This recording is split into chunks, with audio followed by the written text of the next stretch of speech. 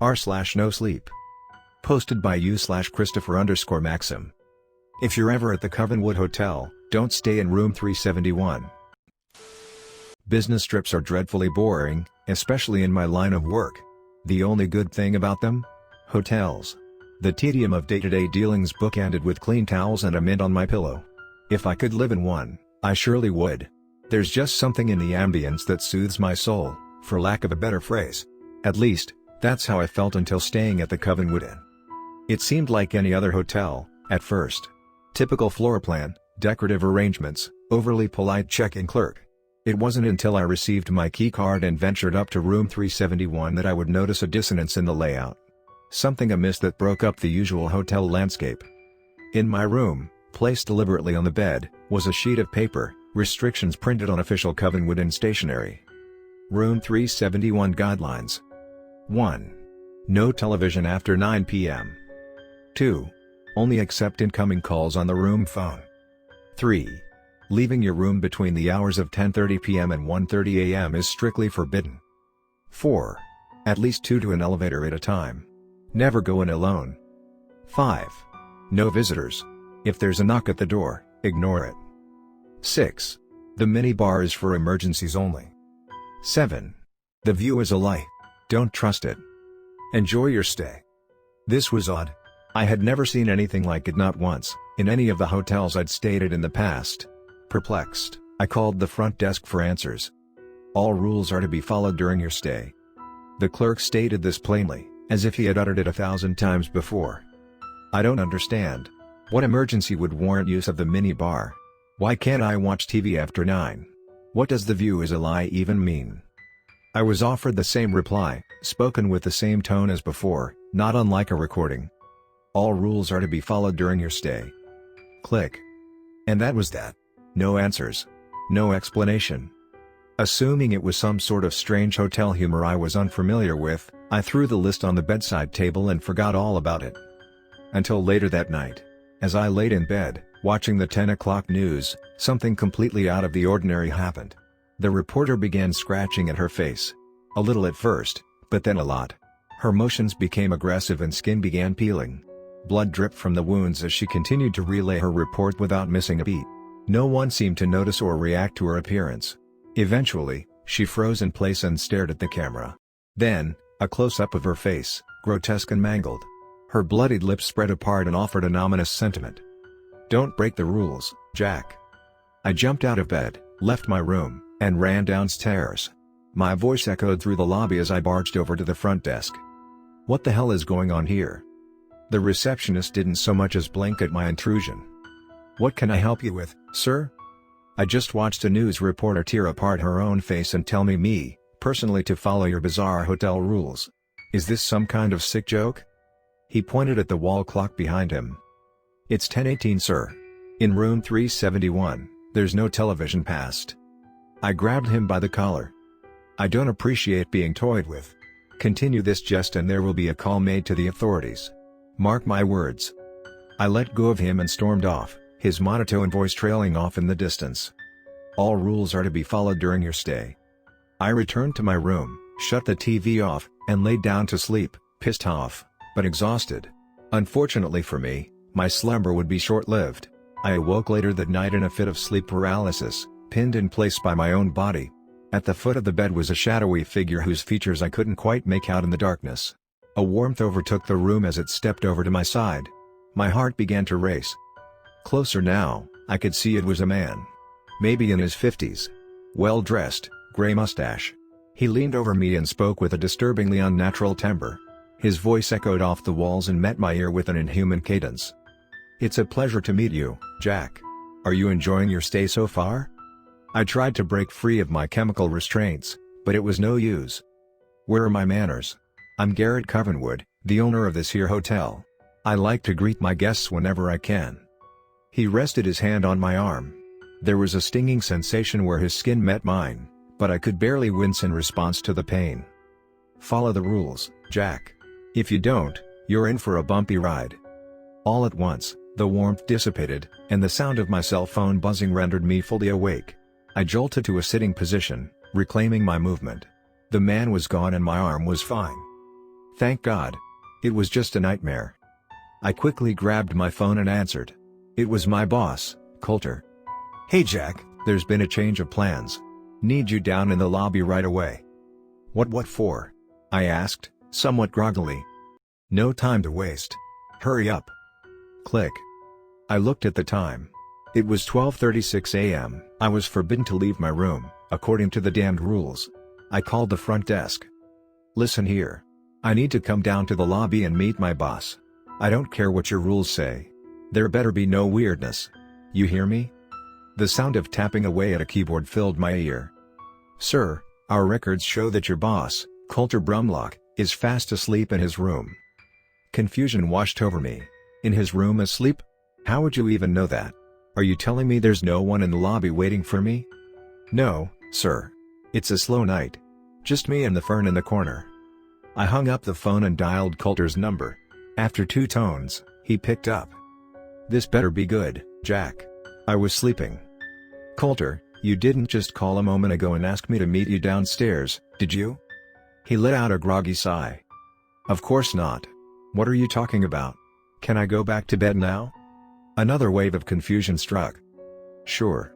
It was probably a wrong number or something. Sorry to wake you. Before hanging up, I asked him one last question. Say, you didn't get a weird list of rules from the hotel, did you? No. Now let me sleep. Click. He hung up and I sat there, contemplating things. Honestly, it felt as though I was hanging onto my sanity by a single, fragile thread. I had told myself the images on the TV were the hotel's doing, but this couldn't be faked. Coulter and I had known each other for years. I knew his raspy voice anywhere better than I knew my own. That was definitely him on the other line, but, at the same time, it couldn't have been. It was, by all means, a mystery. The next day of work came and went. Before long, Coulter and I met back at the hotel where we dispersed to our separate rooms. What was once the highlight of any given business trip, was now tainted by uncertainty. For a good, long while, I sat there in bed, still in my dress attire, perusing the list of rules on the bedside table. I couldn't make sense of them any more than when I'd arrived, but it had become abundantly apparent that something was going on. Something unexplainable. Part of me hoped it was the product of a tired mind, overworked and succumbing to the side effects of exhaustion. But lies, even the ones we tell ourselves, only stretch so far. After undressing and climbing beneath the sheets for some much-needed rest, there was a knock at the door. Rule number 5 came to mind. No visitors. If there's a knock at the door, ignore it. It felt silly, but I did as the rule demanded. Best to act with an air of caution, I thought. Better safe than sorry. The knocking, however, was soon followed by a voice. Coulter's voice. Jack, are you in there? Your wife called me. Says she couldn't get through on your cell. Something happened to Leslie. My heart sank. Leslie was our daughter. I jumped out of bed, ran to the door, and opened it at once. Coulter walked in, visibly troubled. What's going on? What happened to Leslie? Coulter bore a look of deep concern. Well, it's not good news. My heart was pounding. Out with it, already. What happened? This is my daughter we're talking about. He looked at me, almost teary-eyed. Leslie's dead, Jack. All color vanished from the room. What air I had in me left my lungs in a single, labored breath as a steady stream of tears wet my face. Coulter put his hand on my shoulder. There's more. Please, sit down. I fell to the bed, broken. The truth is, Jack, you broke rule number 5. Now I have to hurt you. His lips stretched into a wicked grin and his body froze. He was as still as a statue. Coulter. I don't understand. In a flash, his hands lunged and connected with my neck. With a viciously tight grip, he began squeezing the air out of my lungs. I tried to fight back, but his strength was overwhelming. I managed to get in a few jabs to his head, but it didn't seem to have any effect whatsoever. He forced me to the floor and continued to clench my throat, until finally, I lost consciousness. In that moment, I truly thought I was a goner. I awoke in bed the next morning, alive and well. I quickly reached for my phone and noticed a text from Charlotte. Just put Leslie on the bus. She misses you terribly. So do I, please be safe. We love you. I got out of bed and raced to the bathroom mirror. My neck was void of bruising, no signs of strangulation. I called Charlotte to be doubly certain. To my relief, Leslie was indeed fine. As alive as she was the day I left. It all just felt so real. Could it really have been a dream? Frazzled, I met up with Coulter and we drove to our next meeting. I could still feel his hands wrapped around my neck. I refused to make eye contact with him the entire day and he noticed. What could I say without sounding certifiable? Hey, the hotel left me this weird list of rules to follow and now I think I'm seeing things. Want to stop for coffee before you drop me off at the nearest hospital? No, that wouldn't bode well. Mild food poisoning from the sushi at the hotel bar was a far better excuse. Only a few more days of torment, then I can leave. That's what I kept telling myself. Little did I know, my next night there would be the longest one yet. I awoke at 11:22 p.m., according to the blinking display of the alarm clock on the desk across the room. As my eyes adjusted, I noticed a faint, orange light dancing on the wall, pouring in through a gap in the curtains. I pulled myself out of bed and walked over to the window to identify the source of the light. What I saw was absolutely horrifying. The hotel was ablaze, an enormous fire engulfing the ground floor. The flames grew to great heights and touched the glass in front of me before I had the nerve to turn away and make a run for it. In leaving my room, I yelled to warn the other guests. Fire! There's a fire! We need to leave at once. No one joined me in the hall. There was no sound at all coming from within any of the other rooms on the floor. Had everyone already evacuated? Was I the only one inside?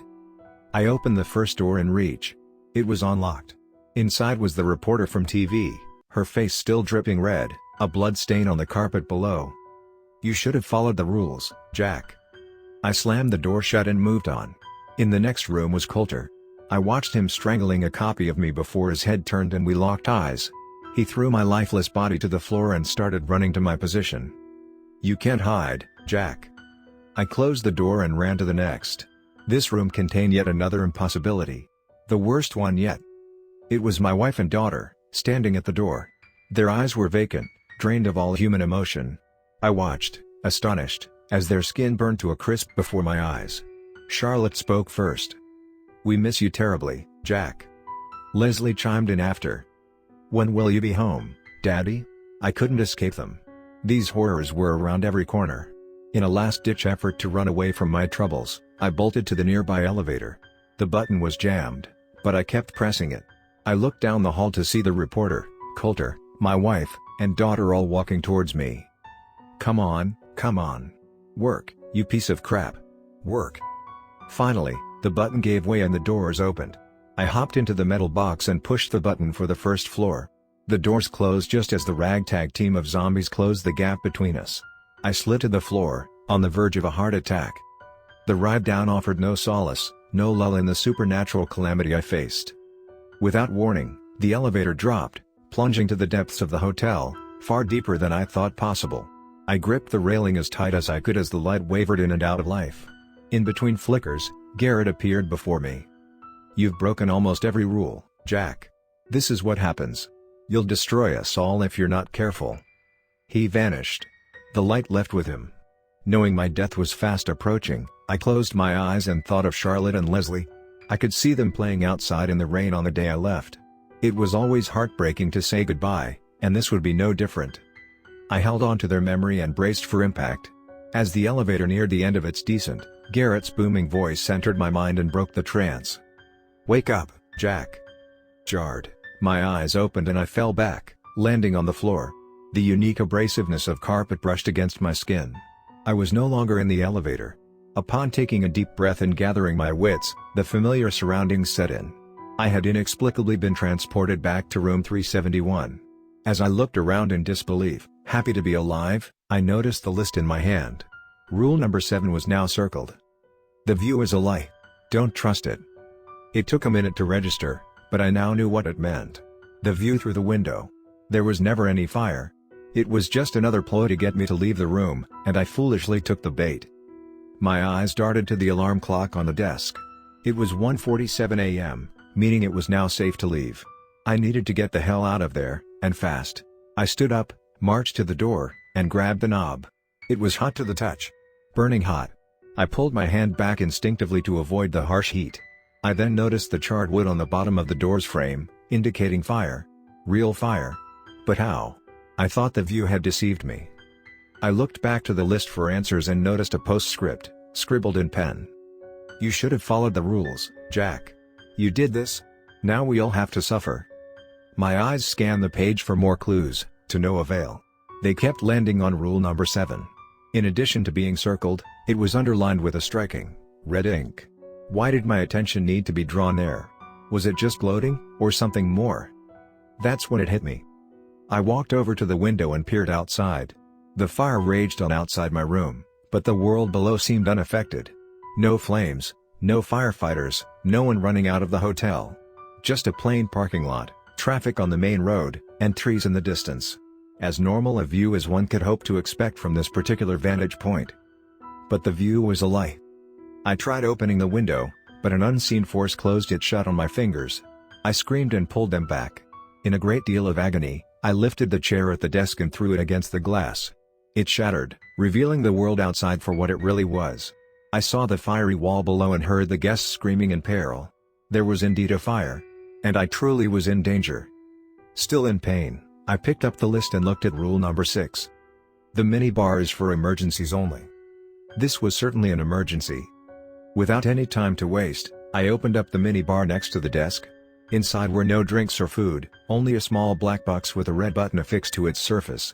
I pulled it out and placed it on the bed. There was now smoke seeping into the room through the outline of the doorway. Looking over the list again, there were no further instructions, nothing at all pertaining to the box. There was only one course of action left to take.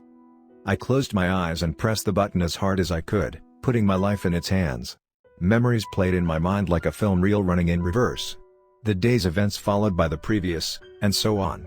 I relived all of the fear and torment in a matter of seconds, until eventually, my eyes opened, and I found myself in line with Coulter at the front desk, waiting to check in.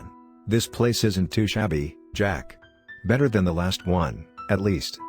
I can't explain how, but I was back in the hotel lobby on the first day of the business trip. The day we checked in. "Say, Jack, what happened to your hands?" I looked down and saw the bruises left by the window. "Oh. It's nothing. Slammed them in the car door. That's all." "Both of them?" He was cut off by the check-in clerk, greeting me. I was now at the front of the line. "Do you have a reservation, sir?" I stared at him for a while, remembering everything that had happened. I then backed away from the counter and turned to leave. "Jack, where are you going?" "Sorry, Coulter. I think I'm going to get an Airbnb instead. I'll see you tomorrow." He waved his arms at me, frustrated, and then turned back to book his room. I heard the clerk handing him his keycard before I reached the exit. "Here you are, sir, room 371 on the second floor. We hope you enjoy your stay." Fuck.